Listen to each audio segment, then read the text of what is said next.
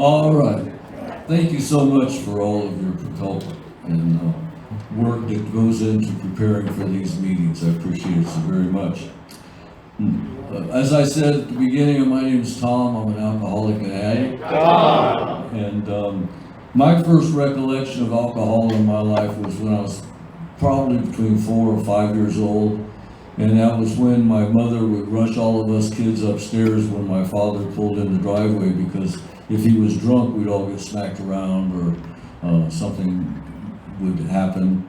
And I can remember shortly after that, my mother and father divorcing, and my mother and I living together alone for quite some time. And then stepfathers started coming through, and others in between the stepfathers, and living in a poor area where I thought everybody moved at night.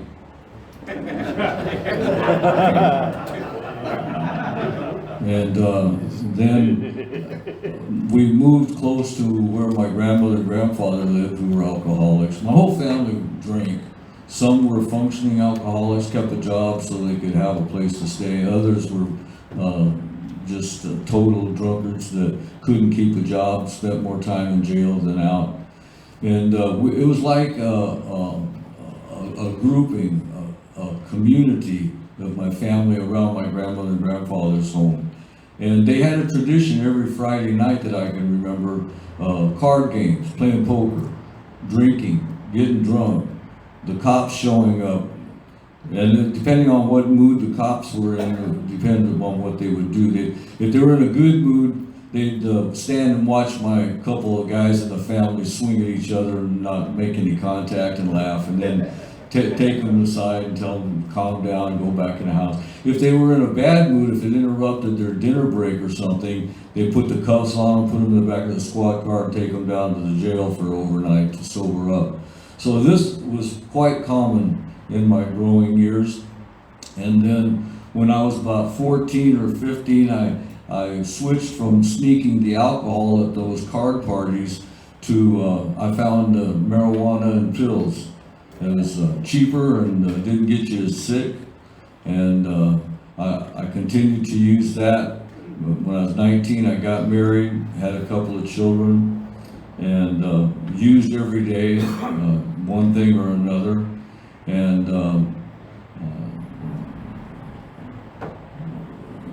when I came to the place of conversion to Jesus Christ as my higher power, I was standing in the backyard of my home one day. A friend of mine who played amateur football traveling team stopped by on his way out of town and gave me a couple of joints and said, "This is really good stuff." And so I got high, and there was a fire burning a few miles from my house, burned over 200,000 acres in East San Diego County. And I'd gone to church when I was younger, because a girl that I was trying to hit on was going to church there. So I remember I heard that God first ended the world by flood, next time would be by fire. And man, on my drug-induced stupor, I immediately thought it was the end of the world. And I know that there's not a whole lot of good that comes out of fear, but one good thing that came out of fear, I tell people, God scared the hell out of me.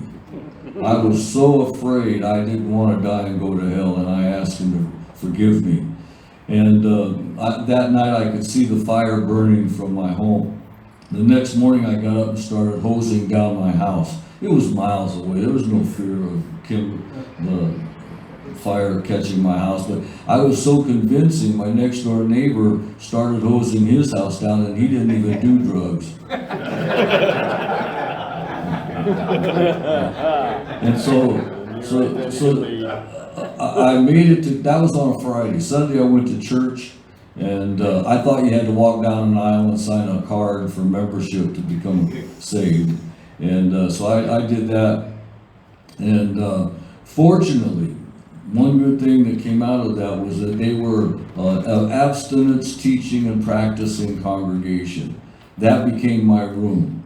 That my pastor became my sponsor. The big book became the Bible.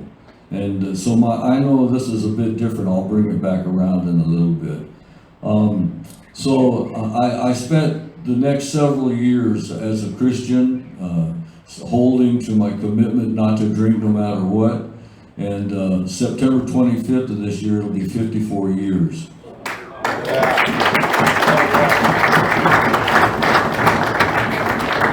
So, to bring you forward to 30 years ago, I became pastor of this church. My son was following in his dad's previous footsteps. He was arrested and convicted of possession with intent to sell. And I went and talked to the district attorney and told him the reason my son was selling was to support his own habit. So long story short, they committed him to Grandview Rehab Center in Pasadena. And during his rehab, he surrendered his life to Christ. It pretty much followed me again.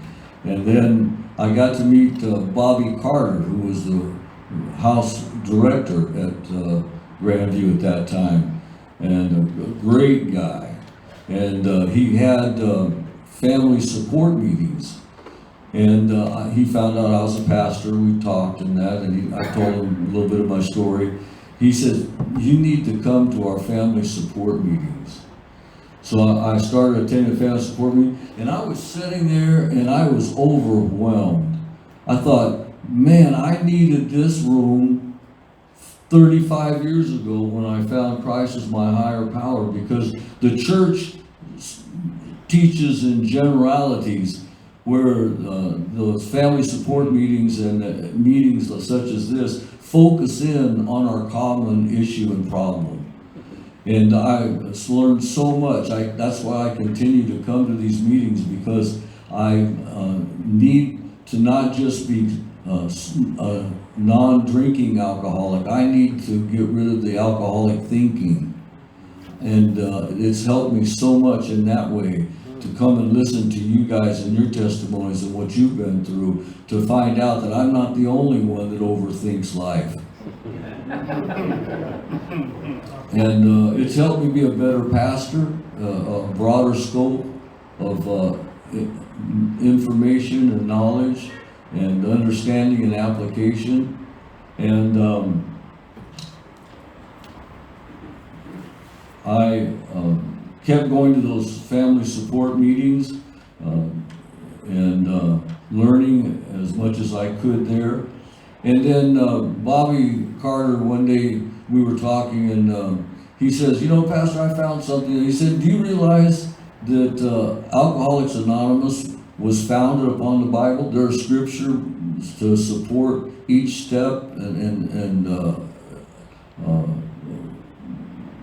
values that they present." And my thoughts will come through. I'll tell you, it's tough getting old, folks. I never have been able to see very well. Now that I'm older, I can't hear very well. And I'm getting to where I can't remember very well. So when you see me, don't think I'm aloof or stuck up if I don't recognize you. It's just my limited capacities. Anyway, he presented me with the full original Serenity Prayer that was written by Reinhold Niebuhr. I'm sure you've all heard it before. But it showed me the relationship of what I had experienced all those years and what I'm now experiencing.